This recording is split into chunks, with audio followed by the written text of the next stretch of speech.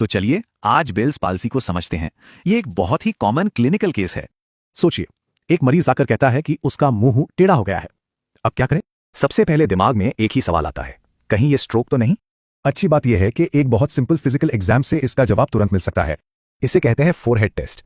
मरीज को सिर्फ अपनी भौहें ऊपर उठाने के लिए कहना है और यहीं पे सारा फर्क साफ हो जाता है। स्ट्रोक में झुर्रियां होती हैं, बेल्स पाल्सी में नहीं।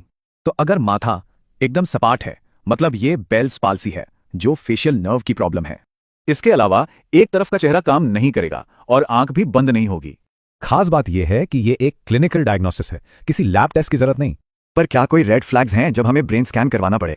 हाँ, अगर हाथ पैर में कमजोरी या कंफ्यूजन भी है तो तुरंत सीटी स्कैन करवाना होगा। डायग्नोसिस के बाद मैनेजमेंट के दो मेन गोल होते हैं, नर्व का इलाज और आंख का बचाव। इसका मेन ट्रीटमेंट है प्रेडनिसोलोन। ये स्टेरॉइड नर्व की सूजन कम करता है। और हाँ, समय बहुत जरूरी है। बेस्ट रिजल्ट्स के लिए 72 घंटे के अंदर स्टेरॉइड्स शुरू हो जाने चाहिए। अगर हर्पीज जैसे वायरल इन्फेक्शन का शक हो तो एंटीवायरल्स भी साथ में दिए जाते हैं। ट्रीटमेंट का दूसरा हिस्सा भी उतना ही इंपॉर्टेंट है, आंख की देखभाल। इसमें लुब्रिकेटिंग ड्रॉप्स, ऑइंटमेंट और सोते समय आंख को टेप से बंद करना शामिल है। तो चलिए सबसे जरूरी 3 बातें फटाफट रिवाइज कर लेते हैं। माथा देखो, स्टेरॉइड दो और आंख बचाओ।